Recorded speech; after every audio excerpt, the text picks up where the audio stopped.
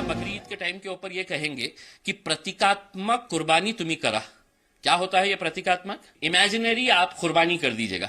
अगर आप इस तरह का फरमान जारी करेंगे और आप ये एक्सपेक्ट करेंगे कि हमने खामोशी से, हाँ साहब आपका फरमान आया, अब हम उसको मान लेते हैं करके, तो हम ऐसा नहीं करने वाले। मोदी साहब 5 तारीख के दिन कहां जा रहे हैं? मोदी साहब को ये पता नहीं है क्या कि देश के अंदर कोरोना फैल रहा है, देश के अंदर कोरोना अब भी है, तो उनकी प्राथमिकता क्या होनी चाहिए? वो करे तो सब जायज, और हमने जरा सा करे तो नहीं। ये तो देखो कैसे जातिवादी है, इनको तो सोशल मीडिया के ऊपर बोला जा रहा है इनको पाकिस्तान भेज देना चाहिए। और आपको बता दें, ऑल इंडिया एमआईएम के सांसद हैं इम्तियाज जलील साहब, बड़े नेता हैं। और इससे पहले हुसैन दलवाई जो हैं कांग्रेस के नेता, वो भी इसी तरह की बात कह चुके हैं कि प्रधानमंत्री नरेंद्र मोदी क्यों जा रहे हैं, सेकुलर स्टेट के पीएम को नहीं जाना चाहिए। मेरे साथ लाइव जुड़ चुके हैं Imtiaz Jaleel, all India MIM के सांसद। बहुत बहुत शुक्रिया जलील साहब समय निकालने के लिए, ताल ठोके के लिए। मतलब ये शुभ कार्य है, क्यों अड़ंगा, क्यों खलल डालना? दिक्कत क्या है प्रभु राम से? भूमि पूजन शुभ कार्य हो रहा है, क्यों राम के पीछे पड़े आप लोग? बस करिए ना, पहले अस्तित्व पर सवाल उठाए, आप भूमि पूजन। क्या जरूरी है इन सब चीज, क्या जरूरत है सर? जी, मुझे पूरी तरह से मालूम था कि मेरे स्टेटमेंट को किस तरह से तोड़ मरोड़ कर पेश किया जाएगा। मैंने जो कहा था, आप शुरुआत से अगर सुन ले तो मैं एक बात कहूंगा कि मैंने एक सवाल उठाया था कि अगस्त महीने के अंदर शुरुआत बहुत सारे त्योहारों से होती है, जिसकी शुरुआत 1 तारीख के दिन ईद है। उसके बाद श्रावण का महीना हिंदू धर्म के लिए बहुत मायने रखता है। गणपति का त्योहार 10 दिन के लिए मनाया जाता है और महाराष्ट्र का सबसे बड़ा त्योहार है। उसके बाद मुहर्रम आ रहा है, ये पूरे अगस्त महीने के अंदर है। अब आप जब पूरे औरंगाबाद शहर के अंदर या महाराष्ट्र के कई शहरों के अंदर आपने बाजारें खोल दिए, दुकानें खोल दिए, कारोबार खोल दिए, उद्योग इंडस्ट्री खोल दिए है, तो आपको परहेज मंदिरें, मस्जिदें, गिरजाघर और गुरुद्वारे से क्यों है? क्या आपको लग रहा है कि सब यहीं पर हो रहा है? और अगर ये हो रहा है तो हमने सिर्फ इतना कहा है कि ईद के लिए अगर आप किसी ईदगाह के अंदर जहां पर 25,000 लोग नमाज पढ़ते हैं, वहां पर आप 50 लोगों की इजाजत अगर नहीं देंगे, आप कहते हैं कि एक फरमान जारी किए है कि शादी के ऊपर आप 50 लोग इकट्ठा हो सकते हैं, लेकिन मस्जिदों के अंदर, मंदिरों के अंदर आप 25 लोगों की इजाजत नहीं दे रहे हैं। क्यों नहीं दे रहे हैं? और अगर यही तर्क लगाया गया तो मैं आपसे एक सवाल करना चाह रहा हूं कि आपने, महाराष्ट्र सरकार ने एक फरमान जारी किया है, एक फरमान के अंदर यह कहा गया है कि आप प्रतीकात्मक, यानी कि मराठी के अंदर प्रतीकात्मक आप कुर्बानी कर लीजिएगा, यानी कि आप वर्चुअल आप कुर्बानी कर लीजिएगा, यानी कि सिंबॉलिक आप कुर्बानी कर लीजिएगा। तो मेरा एक सवाल यह है कि कानून सिर्फ हमारे लिए लागू है।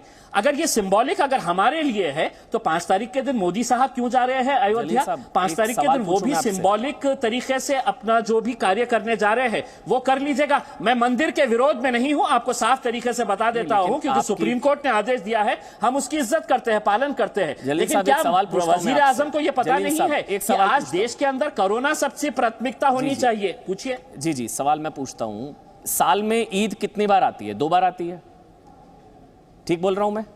साल में ईद 2 बार आती है, 2 बार आती है। ये प्रभु श्री राम का भूमि पूजन कितने सालों बाद होने जा रहा है? ये कितने सालों बाद? हर साल ईद आती है ना, आती है हर साल ईद। सुनिए, पूरा सवाल सुनिएगा मेरा। हर साल ईद आती है, रमजान हर साल। 492 साल बाद, लंबी कानूनी लड़ाई के बाद आखिरकार प्रभु श्री राम का वनवास खत्म हुआ। भूमि पूजन कोई तुलना नहीं है, समझ रहे हैं आप जलील साहब? कोई तुलना नहीं है। हर साल आने वाली ईद से आप तुलना कर रहे हैं प्रभु श्री राम जन्मभूमि की, भूमि पूजन की। आप समझ रहे हैं क्या तुलना कर रहे हैं आप?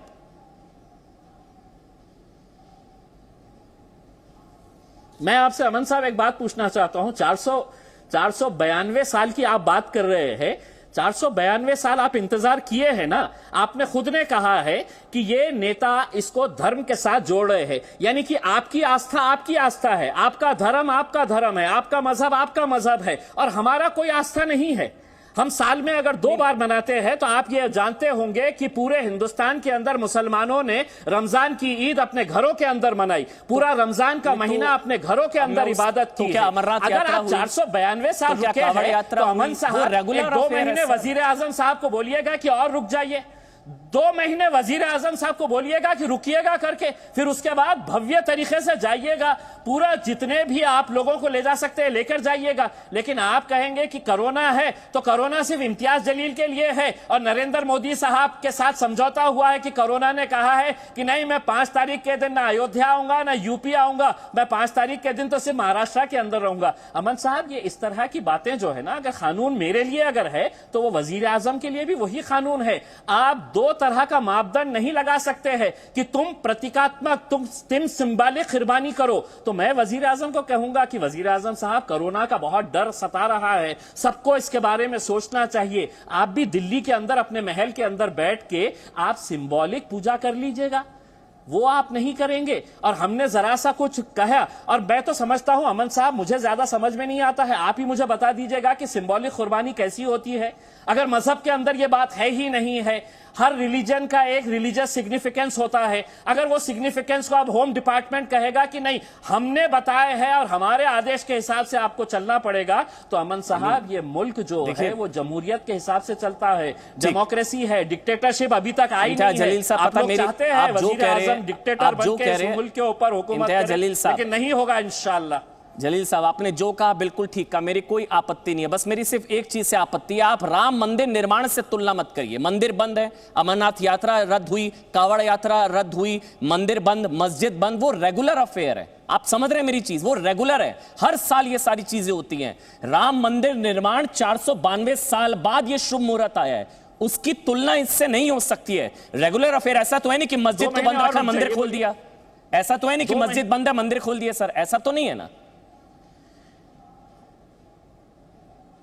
अमन साहब, अगर मुल्क के वजीर आजम ने ही ये बता दिए है कि मेरी प्रायोरिटी अब कोरोना नहीं है, मेरी प्रायोरिटी मंदिर बनाने के लिए है, सारे नियम जो है वो बाकी लोगों के ऊपर लागू रहेंगे, अब कोरोना पूरी तरह से खत्म हो गया है, मैं अपना मंदिर के कार्य का काम शुरू करने के लिए जा रहा हूं। 492 साल आप रुके थे, अगर 2 महीने और वजीर आजम अगर रुक जाते तो मेरे हिसाब से बहुत भव्य तरीके से आप मंदिर बनाइए। हम मंदिर का विरोध कर रहे नहीं कर रहे, सुप्रीम कोर्ट ने आदेश दिया है, आप बनाइए, आपको बिल्कुल पूरी इजाजत है उसके लिए। लेकिन अगर प्राथमिकता अगर आप बदल रहे हैं सिर्फ अपने वोट बैंक की खातिर, सिर्फ अपने लोगों को खुश करने की खातिर, तो वजीर आजम को यह समझना चाहिए कि कितने जानों के साथ आप खिलवाड़ कर रहे हैं, यह भी सोच लीजिएगा। तो फिर राम मंदिर निर्माण ना करने से हारेगा कोरोना, अभी राम मंदिर निर्माण नहीं होगा तो कोरोना हार जाएगा, आप ये कह रहे हैं?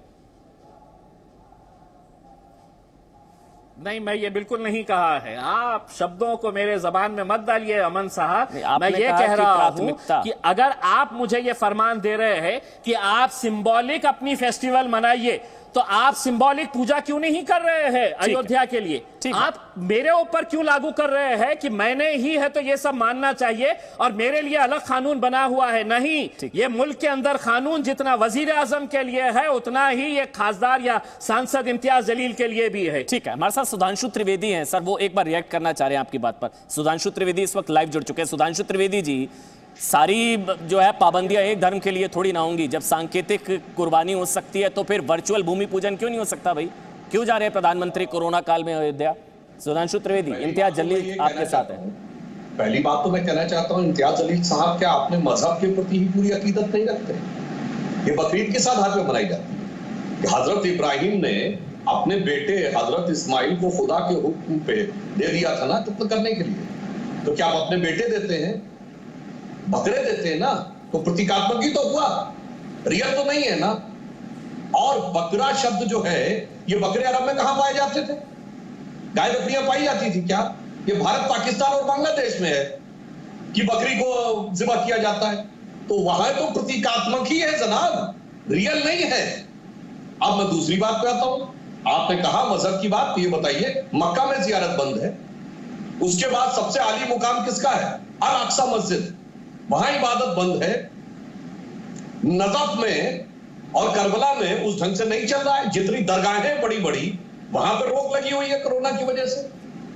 तो उसके बाद आपको उसी समय ही चाहिए, तो आपको अपने मजहब के किसी आली मुकाम दिल्ली के जामा मस्जिद से लेके और मक्का और करबला तक किसी चीज के प्रति कोई रिस्पेक्ट नहीं, ये होती 100% राजनीति। अब मैं दूसरी बात कहता हूं, इस्लाम मजहब के हिसाब से अगर हमें नमाज करनी है तो कहीं भी कर सकते हैं। हिंदुओं में समस्या है कि पूजा मूर्ति के सामने ही होगी और स्थान का महत्व होता है, प्राण प्रतिष्ठा होती है और पूजा में बोला जाता है स्थान देवताभ्यो नमः। मगर नमाज तो कहीं की जा सकती है। हम लोगों ने देखा, रेलवे प्लेटफॉर्म पे होते हुए देखी है, हम लोगों ने पार्कों में होते हुए देखी है, सड़क के किनारे होते हुए देखी है, बीच बाजार में होते हुए देखी है। तो फिर आज ही मस्जिद में करने की क्या जरूरत है? कहीं बैठ के कर लीजिए, क्या समस्या है? तो मैं तो अदब के साथ कहता हूं, आप अपने मजहब में देख लीजिए, वही प्रतीकात्मक काम आप कर रहे हैं, सब जगह नमाज आप पढ़ रहे हैं और उसी व्यवस्था को आप फॉलो कर रहे हैं। मगर आज केवल सवालिया निशान इसलिए उठाना है और प्रधानमंत्री जी जा रहे हैं, अगर वहां पे कोई बड़ा आयोजन हो रहा होता कि सैकड़ों लोग आएंगे, हम लोग बिल्कुल आपकी बात जायज थी, वहां पे एकदम रिस्ट्रिक्टेड है, केवल इतने लोग आएंगे, भूमि पूजन होगा। इम्तियाज जैसे जलील, किसी आपको को- जाना है, बस एक जवाब दीजिए 30 सेकंड, उसके बाद आप जा सकते हैं। इम्तियाज जलील, राम जन्मभूमि जन्म स्थान पर भूमि पूजन है, देखिए, आप समझ रहे हैं? इम्तियाज सुधांशु जलील। साहब मुझे सुधांशु साहब मुझे अक्सर असद साहब कहते हैं कि डॉक्टर सुधांशु बहुत होशियार है भारतीय जनता पार्टी के अंदर, लेकिन आपका यह जवाब सुनकर मुझे थोड़ा सा शक इस बात के ऊपर हो रहा है कि आपने कहा है कि आप काल्पनिक कर सकते हैं, आप वर्चुअल कर सकते हैं सैक्रिफाइस। मैं ये कहना चाहूंगा, क्या भगवान राम सिर्फ अयोध्या के अंदर बसते हैं? क्या दिल्ली के अंदर नहीं बसते हैं?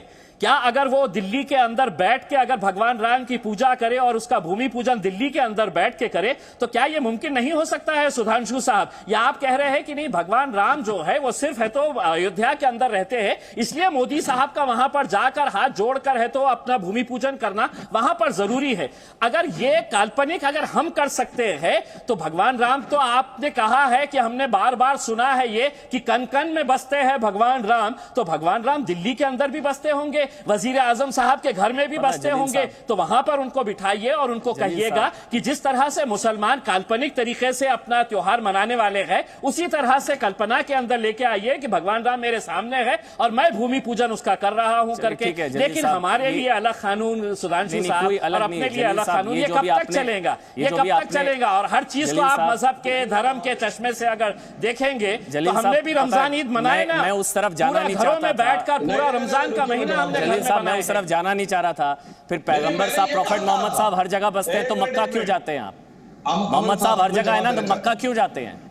क्यों जाते हैं मक्का जब हर जगह है मोहम्मद साहब? देखिए, मैं सुधांशु वो जन्मभूमि है, वो जन्म स्थान है, उसका मजाक उड़ाना गलत है।